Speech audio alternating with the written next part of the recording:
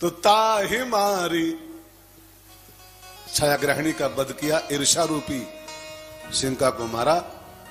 इसको मार के हनुमान जी सागर पार हुए और तहां जाय देखी बन शोभा, गुंजत चंचरीक मधुलोभा।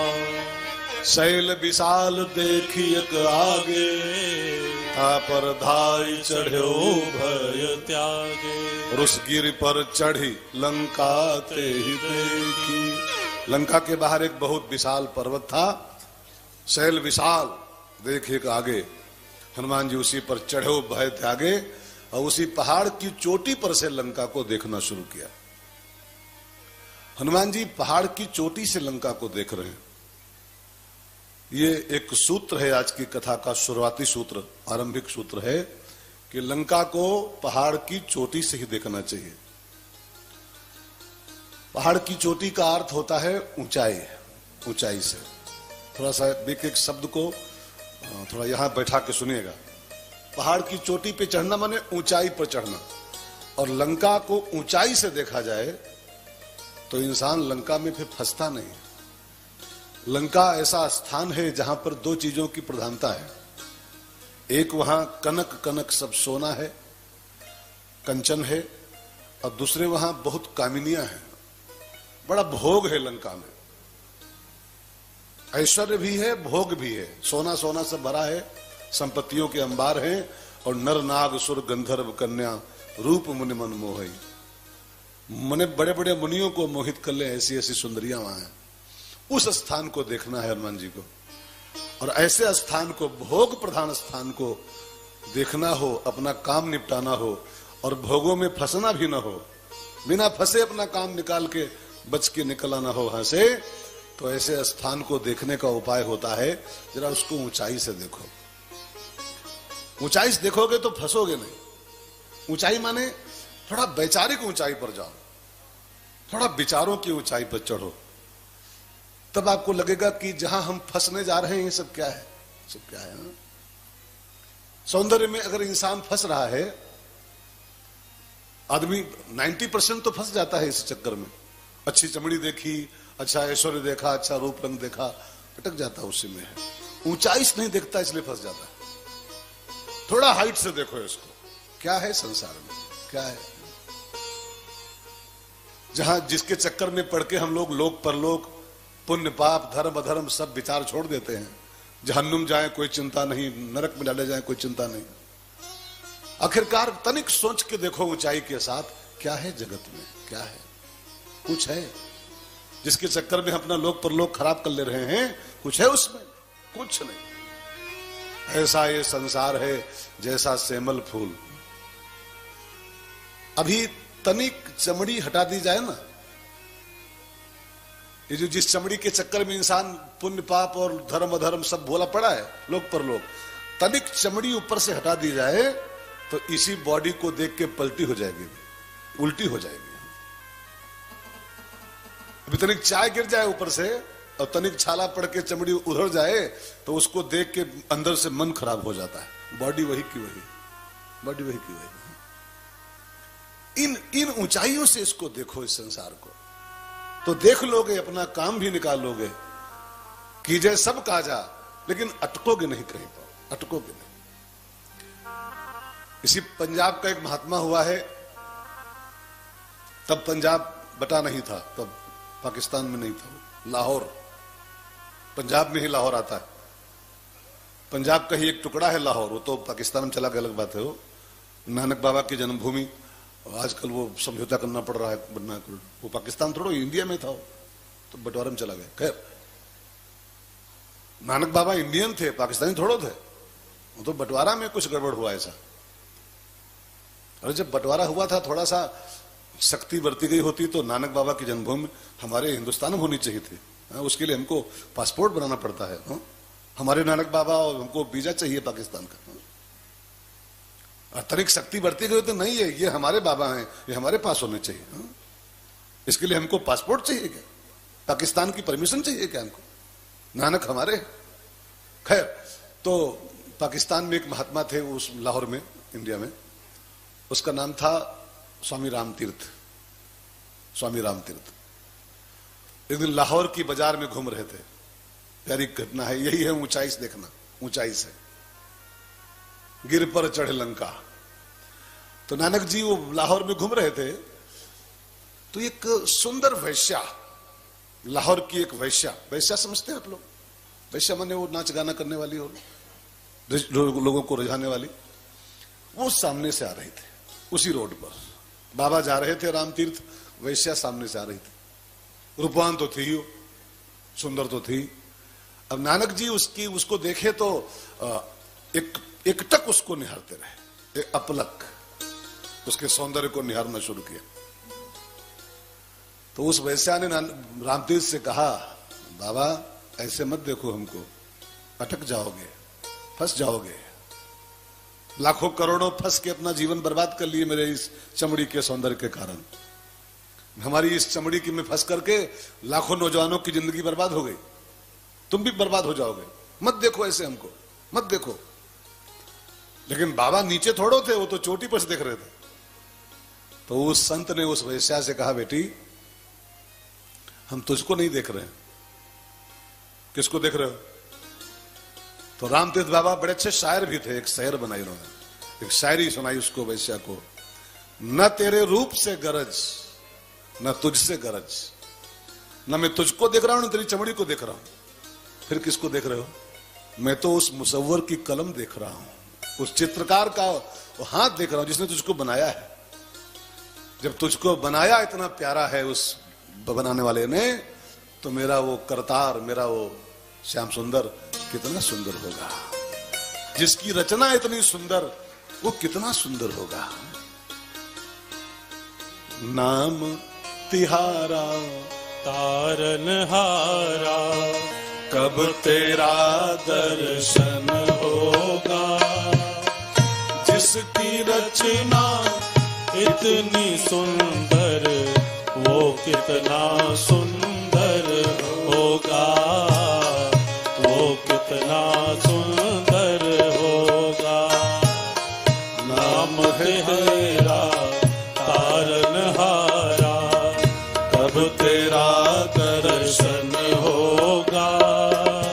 जिसकी रचना इतनी सुंदर, वो कितना सुंदर होगा, वो कितना सुंदर होगा।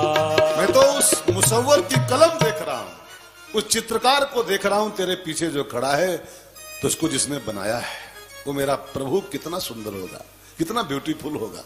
ये है गिर पर चढ़ी लंका। जरा ऊंचाई से लंका को देखा जाए, जरा वैचारिक हाइट पर चढ़ के संसार को देखा जाए, तो संसार में रह भी लोगे, संसार में अपने सारे काम भी कर लोगे, और संसार के किसी ऐश्वर्य सौंदर्य में आप अटकोगे नहीं, फंस जाओगे। संसार बड़ा अट्रैक्टिव है भाई बहनों, बड़ा अट्रैक्शन में भरा हुआ है।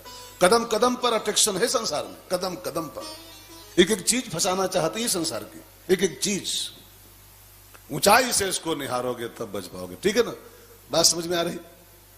तो गिर पर चढ़ी लंका तेहि देखी, कहीं न जाय अति दुर्ग विषेकी।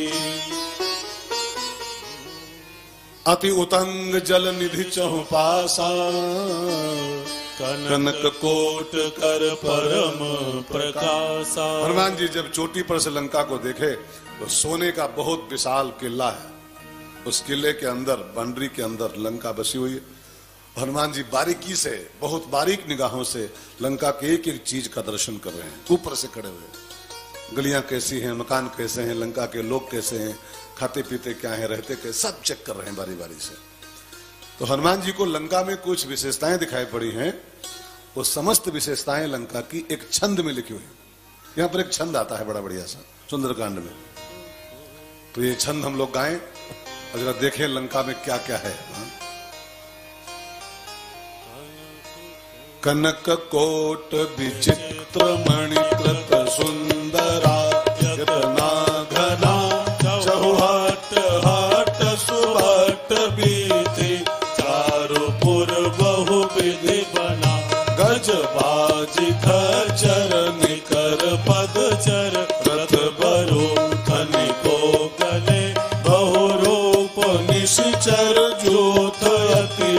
सेन बरनत नहीं बने, धन भाग उपवन वाटिका सरतोप पापी सोहहि, नर नाग सुर गंधर्व कन्या रूप मुनि मन मोहहि, कहूँ माल देह विशाल शैल समान अति बल गरजहि, नाना अखारिन भिरहि बहुविधि, एक एकन तरजहि, करि जतन भट कोटिन बिकट तन नगर चौदिस रक्षहि, कहूँ महिष मानुष धेनु खर अज खलन साचर भक्षहि। इस छंद में जितनी बातें आई हैं इस पूरे छंद में, तो आप गहराई से पूरे छंद का जब विश्लेषण करो ना, समीक्षा करो, तो आप पाओगे लंका में 3 बातें विशेष कर हैं। वैसे बहुत कुछ है, लेकिन लंका में 3 बातें विशेष हैं। हनुमान जी ऊपर से चेक कर रहे हैं। ज्ञान गुण सागर, विशुद्ध विज्ञानो, एक as a scientist Hanuman ji Lanka का मुआयना कर रहे हैं, चेकअप कर रहे हैं, रिसर्च लंका पे कर रहे हैं। तो उनको 3 बातें मिली। अब आप थोड़ा सा गहराई के साथ सुनिएगा मित्रों। लंका में 3 बातें विशेष रूप से हैं। अब सबसे पहले आप जान लो लंका मीन्स क्या होता है। एक तो लंका वो कंट्री है, उसको छोड़ दो, उसको भूल ही जाओ। रामायण में जिस लंका की कथा है वो लंका माने वो देश नहीं होता है। तुलसीदास बाबा ने एक किताब लिखी है विनय पत्रिका, आपको मालूम नहीं मालूम पता नहीं।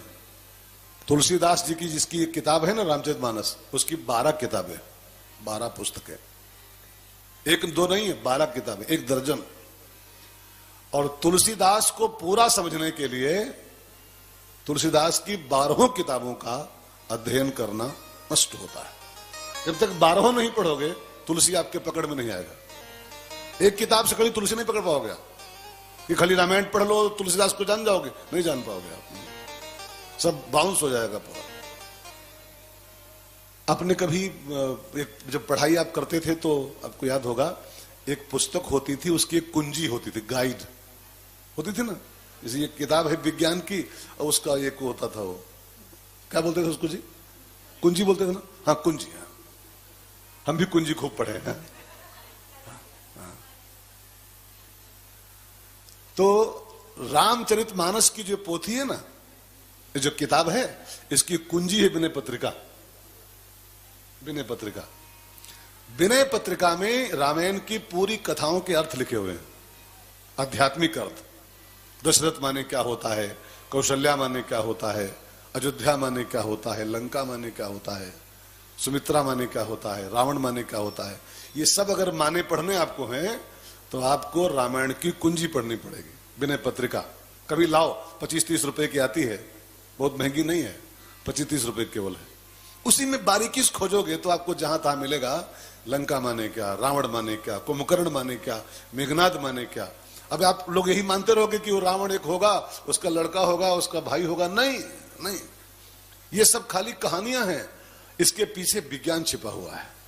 वो कुंजी पढ़नी पड़ती, गाइड पढ़नी पड़ती। आपकी कोशिश करके विनय पत्रिका लाओ एक, और मानस का पाठ करो, और विनय पत्रिका में उसका अर्थ ढूंढो कि इसके माने क्या, इसका माने क्या।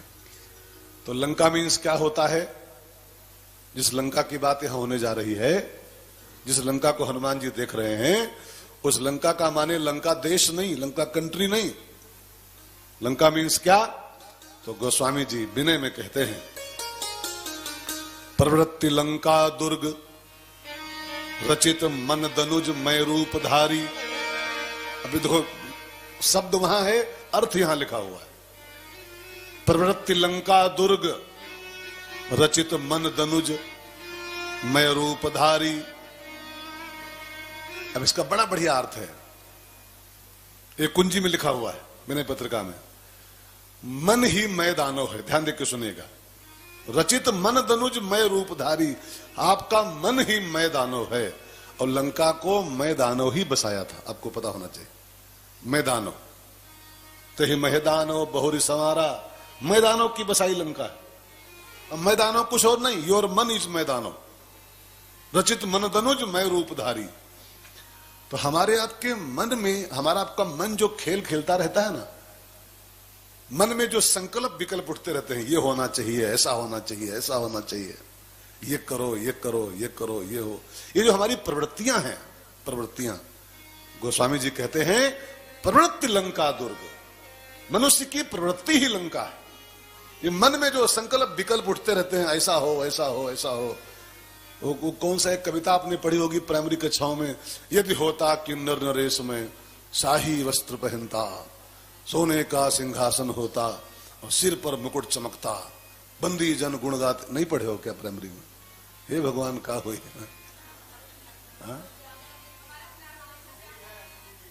हिंदी में है ना, हिंदी में है, वो हिंदी की बात कर रहा हूं मैं जी। नहीं, वो पहले की बात है, ये 1452 की है। तब हम पढ़ते थे, तब की बात है।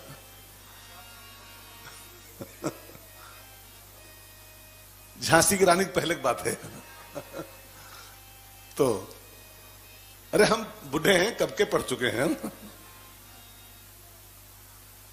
तो उसमें वो कल्पनाएं करता, यदि होता कि नरेश में शाही वस्त्र पहनता, ये होता, ये होता, ऐसा होता। ये जो हमारी आपकी जो ये मन में जो ये तरंगे उठा करती हैं, तरंगे, प्रवृत्तियां, ये लंका दुर्ग है। प्रवृत्ति माने होता है ना सोच, प्रवृत्ति माने होता है विचारधारा, ये मन में पैदा होती रहती है। प्रवृत्ति माने होता है लाइफ स्टाइल, जीवन शैली। अब आप समझ गए होंगे मेरी समझ। लंका माने इंसान की थिंकिंग, जो मन में पैदा होते हैं। अब ये छंद पढ़ो रामायण का, तो जिसकी थिंकिंग में, इस छंद में जो 3 बातें आई हैं, अगर वो ऐड हैं, वो शामिल हैं, तो इसका मतलब है कि आपकी सोच ही लंका है। ऐसी सोच लंका है जिस सोच में 3 बातें शामिल हो। हनुमान जी 3 बातें देखे लंका में। अब जरा इसी बहाने अपने को चेक कर लो, इसी बहाने। ये खाली स्टोरी नहीं है मित्रों, ये दर्पण है, शीशा, शीशा है। ये व्यास गद्दी आईना होती है, ये आपको आपका चेहरा दिखाना चाहती है। देखो तुम तो लंका नहीं हो, अयोध्या बनो, अयोध्या तो नहीं हो, लंका तो, तुम ही तो रावण तो नहीं हो, तुम ही तो मेघनाद नहीं हो, तुम ही तो कुंभकर्ण नहीं हो। वास्तव में ये एक आईना होती है सत्संग की सभा, और ये हमको हमारा चेहरा दिखाते।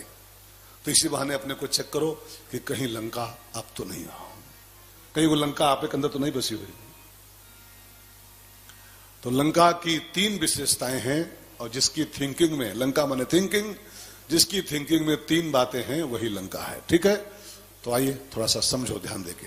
लंका की विशेषता नंबर 1, लक्षण नंबर 1, कनक कोट। लंका में सब सोना सोना भरा हुआ था, सोना सोना सोना सोना, सोने की लंका थी। सोना माने क्या होता है जी? सोना माने होता है संपत्ति, दौलत, दौलत। लंका में दौलत बहुत थी, सोना बहुत था, तभी सोने की लंका। सोने की लंका माने, वो सोने की लंका माने ये मत मानना कि वहां सोने की दीवारें थी, वो सोने के वाड़ा थे, नहीं। सोने की लंका माने वहां संपत्ति बहुत थी, ऐश्वर्य बहुत था। जैसे अपने देश का कभी नाम था, क्या नाम था? हाँ, सोने की चिड़िया, जहां डाल डाल पर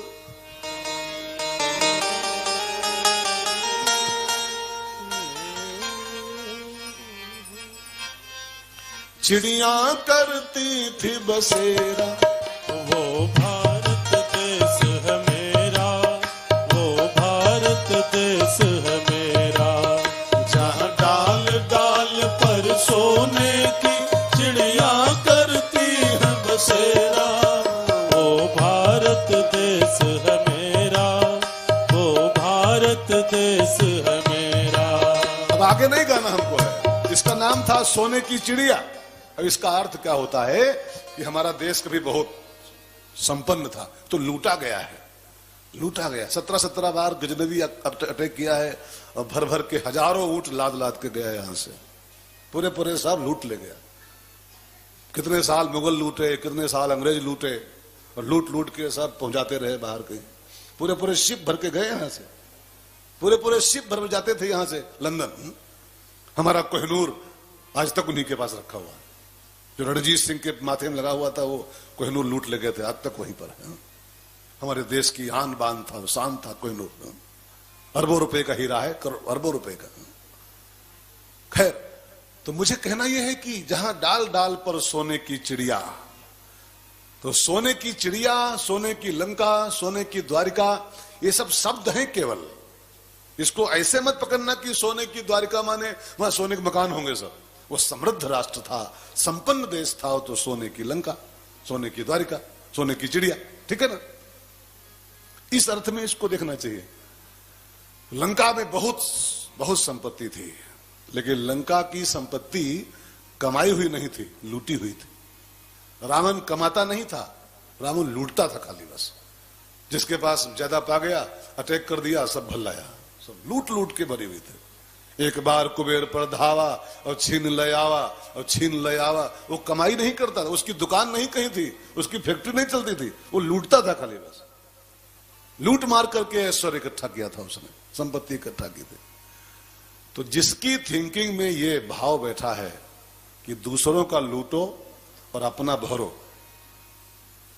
लंका माने देश नहीं, थिंकिंग, ध्यान देकर सुनिएगा।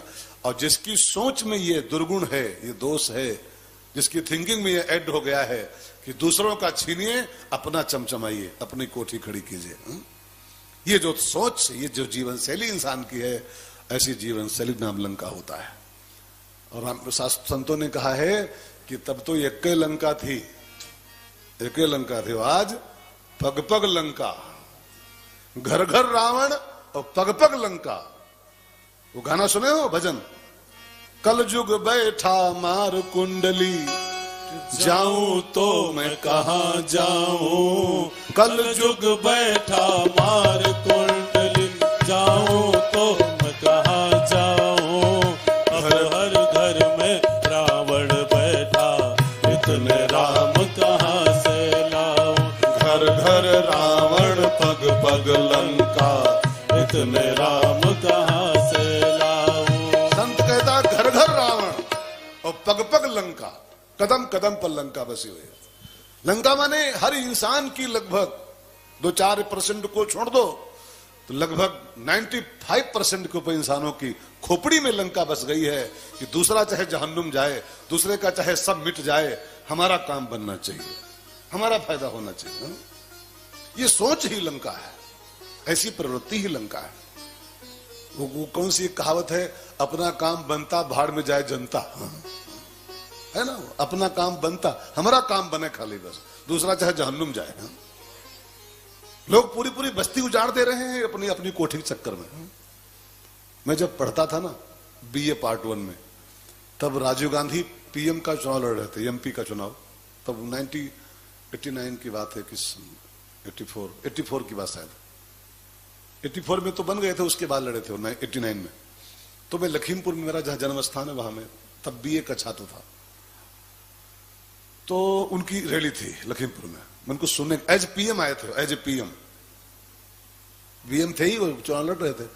तो उन्होंने जो अनाउंस किया था रैली में अपनी, मैं उसको याद कर लिया था। उन्होंने कहा था, एज ए PM कहा था कि अगर मैं 100 रुपया भेजता हूं किसी गांव के लिए, किसी काम के लिए, ये PM के शब्द हैं उस जमाने के, अगर मैं 100 रुपया भेजता हूं तो उस 100 रुपए का 85% हिस्सा, 85% हिस्सा ऊपर ऊपर लोग बांट लेते हैं। सब 5 मेरा है, 10 तुम्हारा है, 30% उनका है, 6 उनका है, 7, सबके लिफाफे अलग हो जाते हैं पहले ही। और जिस गांव तक उसको जाना है, जहां के लिए निकला था वो, वहां तक पहुंचता है मात्र 15%, 15% मात्र बस। ये जो थिंकिंग है कि वो गांव उजड़ जाए, रोड बने, चाहे चूल्हे में जाए, हमारी कोठी बननी चाहिए, हमारा हिस्सा आना चाहिए। 85% कौन लूट ले रहा है, कौन खा ले रहा है? ये सब लंका है, यही लंका है। और लंका क्या होता है यार? यही लंका होती है कि दूसरों का लूटिए, अपनी कोठी चमचमाइए, अपनी हवेली ऊंची कीजिए। निवाले छीन लेते हैं लोग दूसरों के, घोटाले कर कर। अरे इंसानों की छोड़ो, पशुओं तक का लोग चारा खा रहे हैं, चारा तक खा लेते हैं लोग, पशुओं का हिस्सा तक। हद है यार, हद है। इंसानों का हिस्सा तो खाते ही हैं, पशुओं का हिस्सा भी खाए जा रहे हैं। ये जो थिंकिंग हमारी है, लूटो और भरो, लूटो, इट मीन्स लंका। ठीक है, तो लंका की पहली विजय। अब मेरी आपसे विनती है यार, अयोध्या बसाओ, इसमें लंका मत बसाओ। अयोध्या बसाओगे तो यहां राम वास करेंगे, और लंका बसाओगे तो पक्का है यहां रावण ही वास करेगा। अपने जीवन में किसको बसाना चाहते हो, यू कैन डिसाइड, आप तय कर सकते हो बैठे बैठे यहीं पर। लंका बने तो रावण ही बसेगा इसमें, फिर राम नहीं बसने वाले हैं। राम अयोध्या में बसते हैं, अयोध्या में। ठीक है ना। अयोध्या माने क्या होता है, अवध माने क्या होता है, जहां किसी का वध न हो, किसी की हत्या न हो, किसी के साथ जुल्म न हो, कोई शोषण न हो। अवध, अवध, अवध, अवध माने अयोध्या नहीं, अवध। आ माने नहीं, अवध माने बेमानी, अवध माने हत्या, वध माने शोषण। तो जिसके जीवन में किसी के शोषण का भाव नहीं है वो अयोध्या है, और जो दूसरों का लूट लूट के शोषित करके अपने भर रहा है वो लंका है, लंका है। अब आपके यहां दोनों परिभाषाएं आपके सामने रख दिया मैंने, अब आप फैसला कर सकते हो कि आपको क्या बनना है। मेरी आपसे विनती है, अगर राम कथा सुन रहे हो, हनुमान कथा, तो फैसला करो कि जो कुछ हुआ हुआ, आज के बाद लंका नहीं बसाना है। आज के बाद भी अयोध्या बन जाओ तो भी राम जी आपको बस जाए, मिल जाएंगे। संकल्प करके उठो कि एक चवन्नी किसी के हक की मेरे घर नहीं आनी चाहिए। हा? अपने हक का मैं खाऊंगा, एक रोटी खाऊंगा, सूखी रोटी खाऊंगा, एक टाइम खाऊंगा, लेकिन किसी दूसरे के हक का एक चवन्नी का सिक्का हमको नहीं चाहिए। हा? ये जिसका संकल्प है। और एक बात कह दूं बहनों, सब छूट ही जाना है। जब सब छूट यही जाना है तो फिर बेमानी करके क्यों भरो यार, क्यों भरो। एक चवन्नी संग में जाएगी, एक 25 का सिक्का भी आपके संग नहीं जाने वाला है। एक बड़ी प्यारी शेर है साहब, मौलाना फरमाइए, जिंदगी भर कमाते हो रुपया पैसा हीरा मोती। ध्यान देना, जिंदगी भर कमाते हो रुपया पैसा हीरा मोती, लेकिन लेकर काहे में जाओगे, कफन में जेब ही नहीं होती है। कफन में जेब होती है क्या, काहे में भर ले जाओगे भाई साहब। खाली हाथ जाना है, हाथ पसार के जाना है संसार से। मुहैया गरचे सब सामान, मुल्की और माली थे, सिकंदर जब चला दुनिया से दोनों हाथ खाली थे।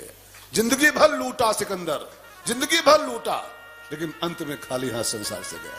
खाली पाप की गठरी संग में गई होगी उसके, पाप गठरी। है? ये सब यही रह जाएगा और वो साथ में जाएगा। अब वो जो अपराध करेंगे, बेमानी मक्कारी, वो संग में जाएगा। इसलिए इस पेट भरन की खातिर तूने पाप कमाया निस दिन। इस पेट भरन की खातिर तूने पाप कमाया निस दिन।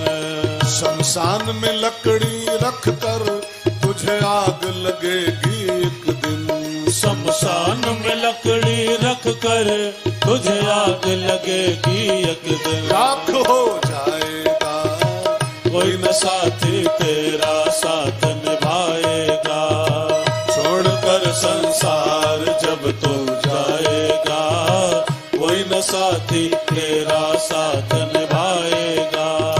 छोड़कर संसार जब तू जाएगा, कोई न साथी तेरा साथ निभाएगा।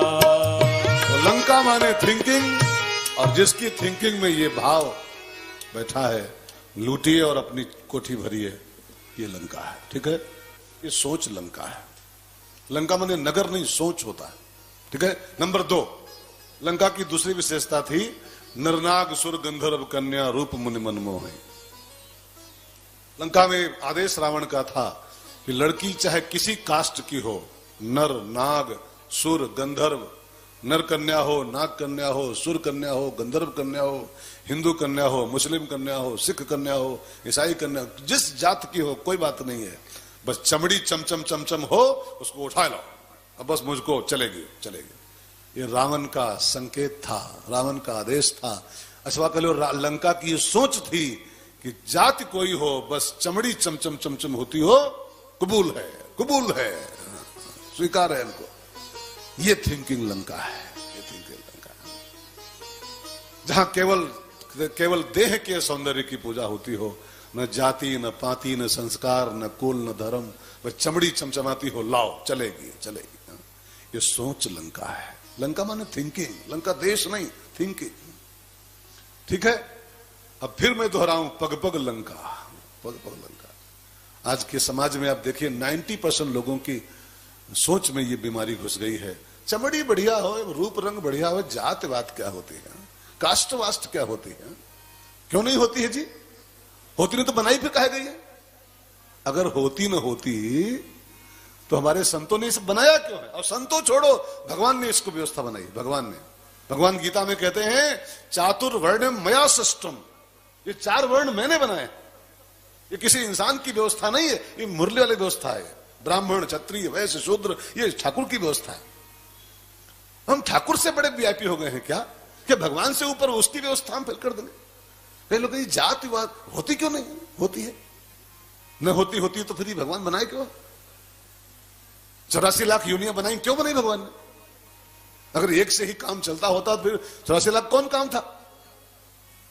ब्राह्मणों का अपना होता है दायित्व, क्षत्रियों का अपना रोल होता है, वैश्यों की अपनी भूमिका होती है समाज में, शूद्रों का अपना रोल होता है। भगवान ने बनाया है तो कुछ सोच के बनाया होगा। और हम भगवान से ऊपर हो गए कि नहीं जात पात क्या होती है, बस मैं चमड़ी खाली बढ़िया हो चलेगी। गलत बात। ठाकुर रुष्ट हो जाएगा, वो लंका कहलाएगी ऐसी जिंदगी। हाँ? और आज आप समाज को चेक करो, ये जो विवाह चल पड़े हैं, अंतरजातीय विवाह, इंटरकास्ट, ये लव मैरिज वगैरह, कोर्ट मैरिज वगैरह, ये सब लंका ही तो लगभग है, लंका ही तो है। न कोई जात देखता है, न कोई कास्ट देखता है, बस चमड़ी पसंद किया और चमड़ी अच्छी लगी, बस जय सिया राम, जय सिया राम। चमड़ी देख के संबंध स्थापित कर रहा है, जातवाद सब भूल जा रहा है। अरे यार, पशु भी अपनी जात देख के संबंध करते हैं जी, पशु भी अपनी कास्ट में संबंध करते हैं। अब मैं खोला ना बोलूं तो आप सब समझ जाते हो। जानवर भी अपना संबंध अपनी जाति में स्थापित करता है, अपनी कास्ट देख के संबंध स्थापित करता है। और हम इंसान होकर कहें ये कास्ट वास्ट क्या होती है, बस चमड़ी देखो और संबंध स्थापित कर लो, इसका माने हम पशुओं से नीचे पहुंच गए हैं, पशुओं से बदतर हो गए हैं। तो भाई बहनों, लेकिन जहां पर ये ख्याल हो नर नाग सुर गंधर्व कन्या, बस रूप मुनि मन मोह, रूप बढ़िया होए चलेगी है? कबूल है। ये सोच लंका है, ये सोच लंका। हमारे यहां, हमारे देश में सौंदर्य की उपासना नहीं होती थी भाई बहनों। ये देश वो देश है जहां पर आंतरिक गुणों की पूजा होती थी।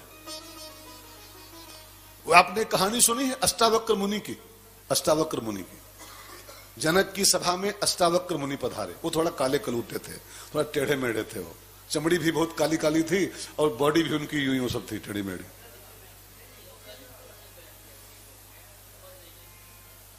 अच्छा जी, क्या हुआ? तो जनक की सभा में जब वो संत पधारे अष्टावक्र मुनि, टेढ़े मेढ़े काले कलूटे, तो सब हंस पड़े उनकी चमड़ी को देख के, रूप को देख सब हंस पड़े। जनक भी हंस पड़े। जब सब हंसे तो जनक भी हंस पड़े। तो अष्टावक्र मुनि सभा के बीच में खड़े हुए और फटकारते हुए बोले कि मैं तो सुन के आया था कि जनक की सभा ज्ञानियों की सभा है, लेकिन यहां के देखा ये तो चमारों की सभा है, चमारों की। सब चमार बैठे इसमें। अब जनक हक रहे, इतने बड़े ब्रह्म ज्ञानी जनक, उसकी सभा में बड़े बड़े संत बैठे थे और याज्ञवल्क्य ने अनाउंस किया था चमारों की सभा है पूरी। तब जनक ने पूछा, गुरुजी ऐसा क्यों बोले आप? कहा चमार माने होता है जो चमड़ी की परख करे, खाली जो खाली चमड़ी चेक करे वो चमार ही कहलाता है, जो चमड़ी का पेशा करे। हमारे अंदर कितना दिव्य ज्ञान भरा है अष्टावक्र मुनि के अंदर, वो नहीं देखे तुम लोग? खाली देह देख के तुम हंस पड़े, हमको चमड़ी देख के हंस पड़े हमारी। और जो चमड़ी की परख करे वो चमार ही होता है, वो ज्ञानी नहीं हो सकता है। जो चमड़ी में खाली फंस जाए उसको क्या कहा जाएगा, क्या कहा जाएगा? आजकल हिंदुस्तान में वो चल पड़ी हैं प्रतियोगिताएं, वो सौंदर्य प्रतियोगिताएं, वो माताएं बहनें लड़कियां, वो देह प्रदर्शन होता है और कैसे कैसे गंदी गंदी ड्रेसेस पहन करके, और जो भी होता है वो वही सब। अच्छा बताओ, आप फैसला करो ये भारत देश में होना चाहिए? ये भारत देश की परंपरा नहीं है। नहीं। भारत कभी भी चमड़ी का पुजारी नहीं रहा है। भारत हमेशा आंतरिक सौंदर्य का पुजारी रहा है। ये वो कंट्री है जहां अलौकिक शोभा, यहां बॉडी की शोभा नहीं देखी जाती। भारत के शास्त्रों में अगर पूछा जाए सुंदर देह किसकी, सुंदर बॉडी किसकी, तो रामायण में लिखा हुआ है, मानस में, भारतीय शास्त्रों में सुंदर बॉडी किसकी? चमड़ी जाए जहन्नुम में, चमड़ी की क्या यार, है तो आज है कल लटक जाएगी।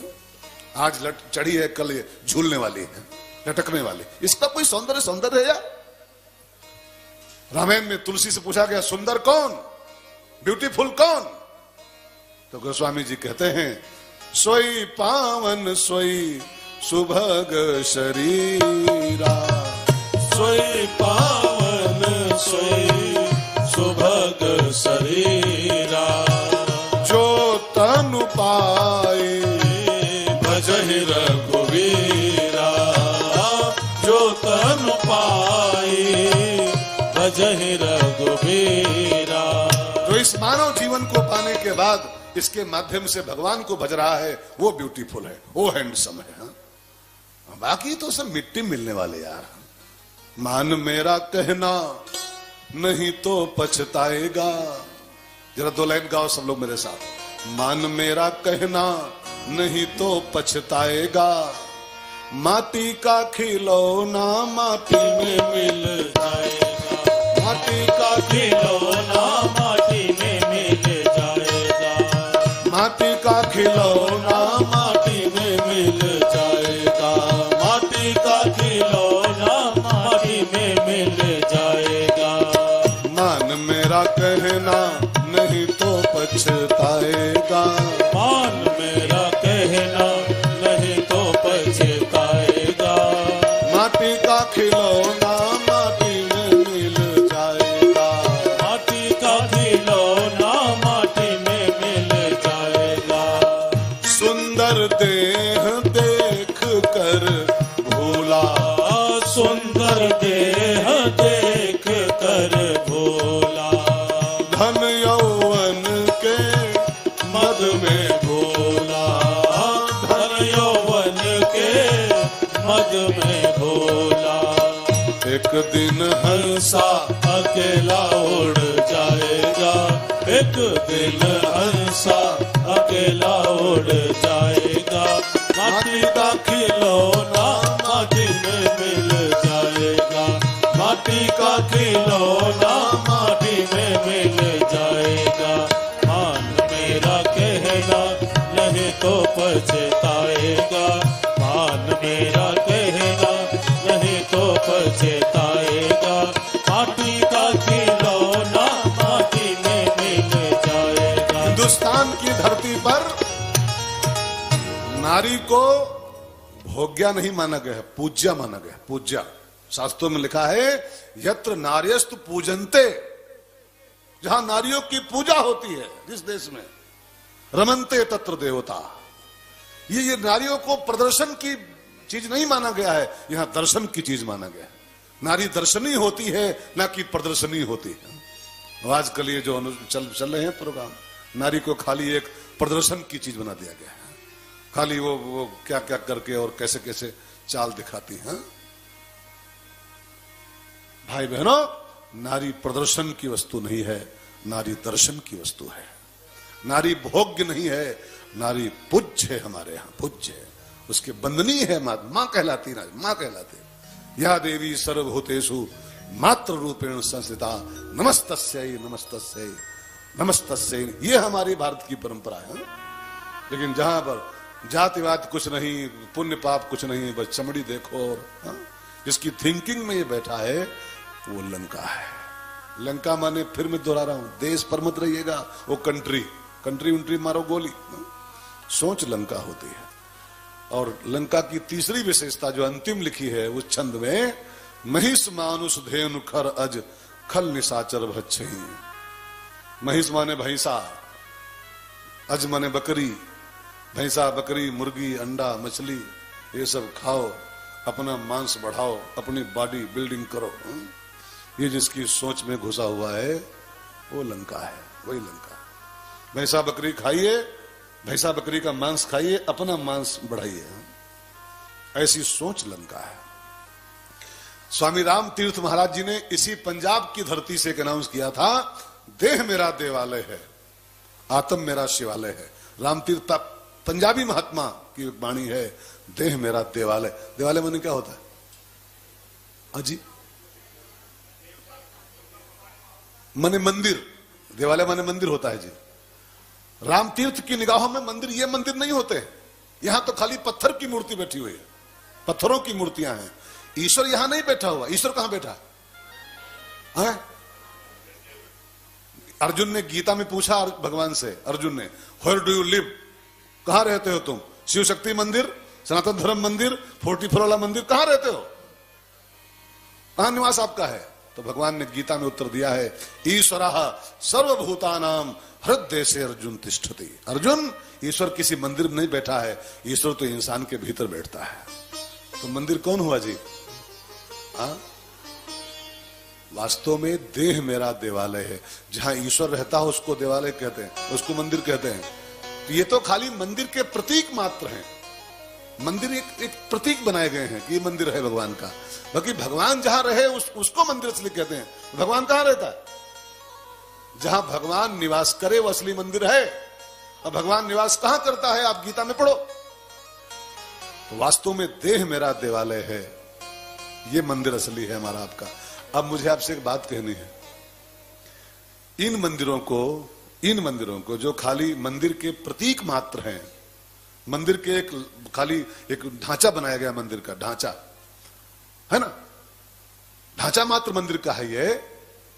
इस मंदिर की कितनी सफाई रखते हैं पुजारी लोग। अब देखो, इसमें 3 टाइम झाड़ू पोछा होता है और कोशिश करते हैं कोई चप्पल पहन के ना आए, कोई गंदी चीज यहां ना आने पाए, दारू ना आने पाए, मांस ना आने पाए, मदिरा ना आने पाए। इधर 3 टाइम झाड़ू पोछा मारते। अब आप मुझे कुछ कहना है आपके साथ। खाली एक मंदिर का ढांचा मात्र जो है, जहां खाली जयपुर का पत्थर बैठा हुआ है, जयपुर का लय हुआ, उसमें इतनी सफाई रखते हो, 3 टाइम पोछा मारते हो, गंदी चीज यहां ना आने पाए कोई मंदिर के अंदर। एक प्रतीक मात्र में इतना ध्यान रखते हो, तो जहां प्रत्यक्ष ईश्वर बैठा है और जो साक्षात मंदिर है, वहां ये दारू के गिलास और बकरी की बोटियां ये सब क्यों उड़े ली जा रही हैं? कैसे यहां हम लोग डाल पाते हैं? कैसे डाल पाते हैं? ढांचों की इतनी सफाई कर रहे हो, असली मंदिर में मांस की बोटियां डाल रहे हो, दारू गिलास झोंक रहे हो उसमें, अंडे मछली डाल रहे हो अंदर, मुर्गियों की टांग घुसड़ रहे हो इसके अंदर, लेग पीस। सोचो अंदर बैठे ठाकुर पर क्या बीतता होगा जब दारू की धारा वहां पड़ती होगी घट पी करके, और ये ठाकुर पर चढ़ती होगी जाकर के दारू, ठाकुर पर क्या बीतता होगा। जब आमलेट अंदर गिरती होगी, ठाकुर पे क्या कम से कम नहीं अपने ऊपर तो अपने अंदर बैठे ठाकुर पर दया करो यार, उस पर रहम करो, ठाकुर पर ही है। अच्छा, मैं एक चैलेंज करूंगा आपको, आपको 5100 रुपया इनाम दिया जाएगा। एक बोटी लाओ बकरी की टांग, आपसे कहा जाए यहां डालो, ये चढ़ावा करके। मुझे लगता है कि 5000 रुपये इनाम पाके भी शायद नहीं कर पाएगा काम। लोग अरे राम राम राम, मंदिर में बकरी का मांस, मंदिर में बकरी, सोचो 5000 का इनाम लेके भी ये काम नहीं कर पाओगे आप। कर सकते हो? आपसे कहा जाए कि 5000 रुपये दूंगा, आप एक आमलेट लाओ, अंडा लाओ, यहां पे चढ़ा जाओ, फेंक पाओगे इसके अंदर? अब फिर मैं सवाल करूं, खाली ईंट गारे के मंदिर में और खाली पत्थर के भगवान के आगे जब मुर्गी और मछली नहीं फेंक सकते हो, तो जो साक्षात मंदिर है और जहां प्रत्यक्ष ईश्वर बैठा है, वहां ये आमलेट क्यों चढ़ा रहे हो? वहां मुर्गी क्यों डाल रहे हो? वहां ये दारू क्यों चढ़ा रहे हो? अब कैसे चढ़ा पा रहे हो? कैसे? खबर नहीं। मैं आपको डायरेक्ट नहीं कह रहा हूं, मुझे आपसे खाली बात करनी है। अब निशाने पर आप हो तो किससे कहने जाऊं? आपको नहीं कह रहा हूं, लेकिन अगर आप ये करते हो तो आप भी समझ जाओ, लंका मत बसाओ। लंका कहो महिष मानुष धेनु खर अज खल निशाचर भक्षहि। और एक बात कह दूं, इसी चौपाई में एक बात छिपी हुई इसी लाइन में, निशाचर भक्षहि, जो ये सब खाते हैं वो इंसान नहीं, वो अपने को इंसान न माने। परिभाषा लिखी इसी में, महिष मानुष धेनु खर अज जो भच्छही वो इंसान नहीं है। कौन है? निशाचर भच्छही, वो राक्षस है, साक्षात राक्षस। इंसान ये काम नहीं कर सकता है यार, ये काम मनुष्य कतई नहीं कर सकता है, ये काम राक्षस ही कर सकते हैं, राक्षस ही। जो ऐसा अंड संड खाता है, अकरी बकरी पूरी काट के।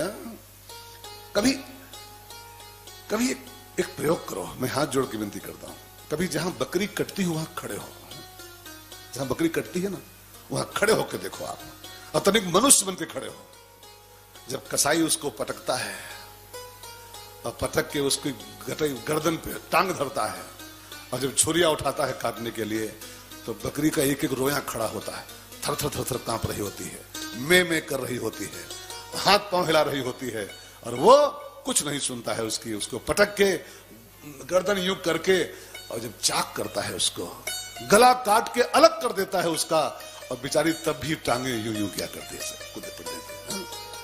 कभी इंसान बन के उसको देखो, उसकी तड़पन को, उसकी उस दर्द को, और फिर उसी को खा के हम पेट भर रहे हैं यार।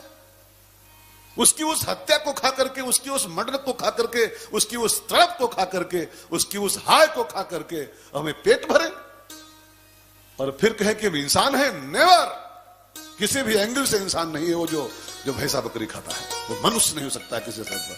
निशाचर भक्षही, वो राक्षस साक्षात।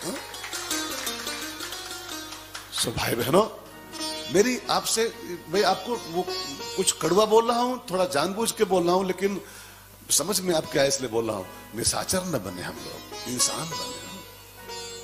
तो हिंदू बनेगा न मुसलमान बनेगा, इंसान की औलाद है, इंसान बनेगा, इंसान बनेगा। तो हिंदू बनेगा न मुसलमान बनेगा, तो हिंदू बनेगा न मुसलमान बनेगा। इंसान की औलाद है, इंसान बनेगा, इंसान बनेगा। इंसान की औलाद है, इंसान बनेगा, इंसान बनेगा। तीन बातें जिसके सोच में शामिल हैं। एक, दूसरे का लूटिए अपना भरिए, दूसरे जात कोई हो चमड़ी चमचमाती हो लाइए, कबूल है, और तीसरा भैंसा बकरी खाइए अपना मांस बढ़ाइए। ये तीन बातें जिसकी विचारधारा में शामिल हैं, वो सोच ही लंका है, वो सोच लंका है। लेकिन एक बात मैं आपसे कहूं, ये लंका संभल सकती है, ये लंका ऐसा नहीं कि संभले। अभी आगे एक चौपाई आएगी, पुनि संभारी उठी सो लंका। ये लंका संभल सकती है, ये कोई बहुत बड़ी बात नहीं है, संभालने पे आ जाओ संभल जाएगी। बदल दो, आज से संकल्प कर लो, लंका आपकी ठीक हो जाएगी भी। लेकिन कब संभली थी मालूम? ये जो लंका बिगड़ी हुई थी, ये कब संभली है? कब संभली जी मालूम है?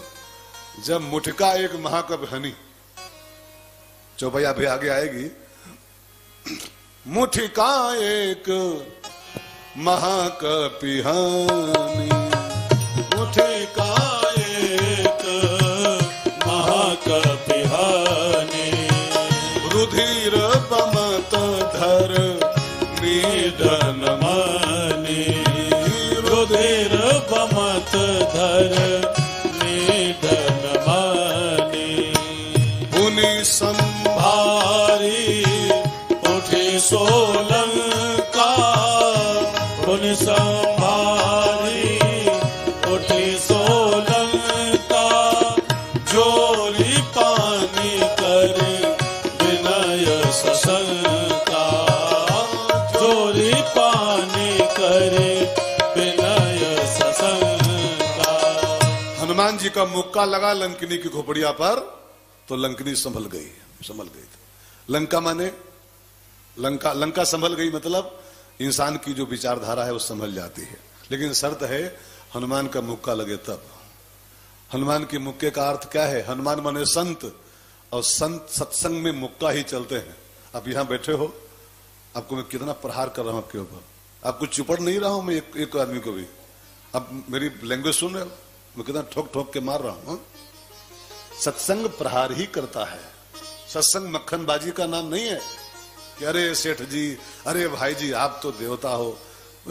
चुपड़ते वो हैं जिनको कुछ चाहिए होता है, तो कुछ चाहिए वो चुपड़ते, अरे प्रधान जी, अरे मंत्री जी, अरे महामंत्री जी, अरे आप तो देव पुरुष हो, देव पुरुष खाक देव पुरुष हो। यहां बैठ के भी चुपड़े, वो नरक को जाएगा, नरक को जाएगा, बिल्कुल झूठ नहीं। यहां बैठ के जो चुपड़बाजी किया, अरे अध्यक्ष जी, अरे प्रधान जी, आप तो देवता पुरुष हो, वो आदमी, वो व्यास नरक को जाएगा सीधे, डायरेक्ट। यहां से हम क्यों चुपड़े किसी को यार? हमारा कोई किसी से, आपसे कोई स्वार्थ है? हमको ना आपका नोट चाहिए, ना आपका वोट चाहिए। वोट चाहिए वो किरण खेर को, हमको नहीं चाहिए। हाँ, वोट चाहिए बंसल को। हमको आपका वोट भी नहीं चाहिए, हमको आपका नोट भी नहीं चाहिए, हमको तो आपकी खोट चाहिए खाली, बस आपकी जो बुराइयां हैं वो चाहिए, उनको दूर करने आए आप। तो हम किसी को डर के क्यों बोले? हम तो ठुकाई करते हैं, और ठुकाई न करो तो इंसान कुछ बनता भी नहीं। अच्छा, कुम्हार माटी के ढेले को खाली चुपड़े, माटी सन है और खाली चुपड़े से तो घड़ा बनेगा? नहीं बनेगा, कभी नहीं बनेगा। वो ठुकाई करना पड़ता है उसकी, फट फट फट फट, तब वो घड़ा तैयार होता है। कुम्हार खूब ठुकाई करता है, रौंदाई करता है, कुचलता है, ठोकता है, पीटता है, तपाता है, तब मटकी तैयार होती है। बिना ठोके माटी का लोंदा पात्र नहीं बनने वाला है। ऐसे बिना ठुकाई के जीव संभलता नहीं। इसलिए मुक्का माने सत्संग, सत्संग मुक्का होता है। हनुमान जी संत हैं और संत प्रहार ही करते हैं सीधे, बस खोपड़िया पे, सोच पर इंसान की। और जब संत का मुक्का लगता है, सत्संग का प्रहार होता है खोपड़ी विचारधारा पर, खोपड़ी माने विचारधारा, ठीक है ना, तब वही लंका है। तब पुण्य संभारी उठी सो लंका, लंका संभल जाती। लेकिन एक बात और जान लो, तब मैं आगे बढ़ूं। इंसान की विचारधारा में कमी दो तरीके से आती है। प्लीज बहुत ध्यान देकर सुनिएगा, थोड़ा सा बुद्धि लगाइए कथा में। बहुत आसान चीज नहीं कथा सुनना। कथा सुनना एक विज्ञान होता है, कथा सुनना भी एक साइंस है। हमारे यहां शास्त्रों में शब्द आता है श्रवण विज्ञान, शास्त्रों का शब्द श्रवण विज्ञान। सुनना भी एक साइंस है।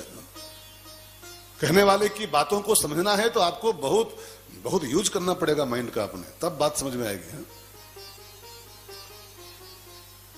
देखो, नौटंकी देखने और कथा सुनने में ही फर्क होता है। नौटंकी चल रही हो, नाच चल रहा हो सपना चौधरी का, तो वो दिखना बहुत आसान है, इसलिए वहां भीड़ बहुत होती है। इसलिए वहां माइंड कोई काम नहीं होता है। नाच नौटंकी देखने में माइंड का कोई यूज नहीं करना पड़ता। वो ठुमका लगा रही है, आप झूम रहे हो बस, खाली नोट फेंक रहे हो। लेकिन यहां भीड़ क्यों कम होती है कथाओं में?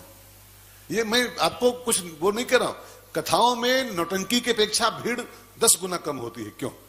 अच्छा, अभी आप यही सेक्टर 30 में कथा करा रहे हो, होल्डिंग भी लगाए हो, पर्चो बांटे हो, कार्डो बांटे हो, सब कुछ किए हो, कितनी भीड़ हो रही? 400, 300, 400, 500। अभी आप कोई कार्ड न छपवाओ, कोई होल्डिंग न लगवाओ, और खाली सपना बुला लो, हरियाणा से बुला लो सपना को भी, सेक्टर 30 में। तो बिना पर्चा बांटे, बिना होल्डिंग लगाए, बिना कोई अनाउंसमेंट कराए, कम से कम 50 लाख लोग बैठे होंगे। और 2-4 का हो मर जाए, 2-4 हर उसके प्रोग्राम मरते हैं, चर्चे हर जगह मरते हैं। कोई होल्डिंग लगते हैं उसके, कोई पर्चे बढ़ते हैं उसके, बस खाली ऐसे हल्ला मचा, सपना चौधरी आ रहे हैं डांस करने, 10 लाख लोग, 3 लाख लोग, वो हिमचार से जूझ जाते हैं। मैं आपको कुछ कहना चाहता हूं, क्यों? क्योंकि वहां माइंड की ऐसी तैसी, वहां माइंड कोई कमी नहीं है। लेकिन यहां माइंड लगाना पड़ता है, यहां बुद्धि लगानी पड़ती है। अब बुद्धि लगाओगे नहीं तो पल्ले पड़ेगा नहीं, तब कहोगे अरे ठीक है, मजा नहीं आ रहा है, मजा नहीं, आज आज फंस गए तो फंस गए, अब कल नहीं आएंगे, कल नहीं आएंगे। क्यों? क्योंकि यहां दिमाग लगाना पड़ता है, और नौटंकी में दिमाग कोई काम नहीं होता है, वहां तो खाली इंटरटेनमेंट करना होता है। सत्संग में इसीलिए भीड़ कम होती है। यहां तो जिसके भूसा भरा यहां आ ही नहीं सकते हो, जिसके भूसा भरा है वो इस हाल में एंट्री नहीं कर सकता है। अरे तुम्हें जाओ, तुम्हें सुनो, हमको नहीं सुनना है, हमको नहीं। भूसा वाले यहां कुछ नहीं पा सकते हैं, यहां जिनके अंदर कुछ मगज में है वही पल्ले पड़ता है। इसलिए थोड़ा इसका यूज करो, तब बात बनेगी। मैं कहने जा रहा था, लंका माने सोच, और इंसान की सोच में बुराई 2 तरीके से आती है, ध्यान देकर सुनिएगा। एक बुराई आती है कुसंग के कारण। जब हम कुसंग में फंस जाते हैं, कहीं दुष्ट का संग कर लेते हैं, तो हमारी सोच गंदी हो जाती है। लेकिन एक बुराई होती है बाई जीन्स। जीन्स समझते हैं? वो आती है वो माता पिता से, माता पिता से। लंकिनी में जो बुराई थी लंका में, ठीक है ना, वो बुराई उसकी निजी नहीं थी, वो रावण के संग में लग गई तो उसको बुराई आ गई थी। वो कुसंग का फल था वो बुराई। लेकिन रावण में जो बुराई थी ना, रावण में, वो उसके जीन्स में आई हुई थे, वो उसकी जन्मजात बुराई थे। इसीलिए हनुमान जी के सत्संग का असर लंकिनी पे पड़ गया, वो संभल गई, लेकिन रावण नहीं संभला। और रावण को हनुमान जी नहीं 10 लोग समझाए, वो नहीं समझा, 10 लोग समझाए। इसका मतलब क्या है कि जो गंदगी कुसंग से आती है दिमाग में अपने, वो सत्संग पाके निकल जाती है। कुसंग से आई थी, वो सत्संग पा गई, दूर हो जाती है। लेकिन जो जीन्स में आती है भाई साहब, जीन्स में आती है, वो सत्संग पत्संग से नहीं जाती है ना, जीन्स। हाँ जी, हाँ जी जी। तो मुझे आपसे कुछ कहना है, ऊपर ऊपर से आया हुआ जो दोष होता है, कुसंग से आया हुआ, वो सठ सुधरहि सत्संगति पाई। लेकिन जो खल होते हैं, देखो 2 प्रकार के लोग होते हैं, सठ और खल, सठ एंड खल। सठ माने होता है कि वो मूलतः अच्छा था, जीन्स अच्छी थी उसकी, लेकिन वो कुसंग में पड़ के बिगड़ गया, उसको सठ कहते हैं। लेकिन जिसका जीन्स ही बिगड़ा हो उसको खल कहते हैं शास्त्रों में, खल। सठ का उपाय है, लिखा है रामायण में, सठ सुधरहि सत्संगति पाई। लेकिन खल का उपाय कोई नहीं होता, खल का उपाय खाली एक है, बस एक है, वो भजन करे तो ठीक हो सकता है, भजन करे तो। इसलिए रावण को हनुमान जी एक राय दिए हैं कि बेटा अगर तुम सत्संग से नहीं ठीक हो रहे तो एक काम करो, ठीक हो जाओगे। क्या करें? तो बोला हनुमान जी, क्या बोले? राम नाम बिनु गिरा न सोहा, देखो विचार त्यागी मद मोहा। राम नाम बिनु गिरा न सोहा, देखो विचार त्यागी मद मोहा। राम नाम बिनु गिरा न सोहा, देखो विचार त्यागी मद मोहा। सठता का उपाय है सत्संग, लेकिन खलता का उपाय है जिसकी बुद्धि भ्रष्ट है जन्मजात, ऐसा आदमी जब भजन करेगा प्रभु का, नाम कोटि खल कुमति सुधारी। मानस में लिखा है, नाम जपो तो करोड़ों खलों की कुमति नाम सुधार देता है। तो भजन उपाय है खलों की शुद्धि का, और सत्संग उपाय है जो ऊपर ऊपर से बिगड़े हैं। लंकिनी जन्मजात नहीं, ब्रह्मा जी की वो शिष्या है। वो जब लंका ब्रह्मा ने बनाई थी तो उसको लंकिनी को कहा था तू रावण के साथ रहे, रावण के संग जा तू लंका में। तो उसने कहा था महाराज जी क्या कर रहे हो, बर भल बास नरक कर ताता, दुष्ट संग जन दे विधाता। ये विधाता, ये दुष्ट का संग में क्यों करा रहे हो? दुष्ट के संग से जो बिगाड़ आता है बुद्धि में, वो हनुमान का मुक्का लग जाए तो ठीक हो जाता है। लेकिन जो जन्मजात विकार आता है वो भजन से ठीक होता है। खूब भजन करो, ठीक हो सकता है। खूब राम नाम जपो, ठीक हो जाएगा। ठीक है ना? तो लंकिनी, वो लंका ही लंकिनी है, और लंका के जो 3 दोष हैं ये हनुमान का मुक्का लगते ही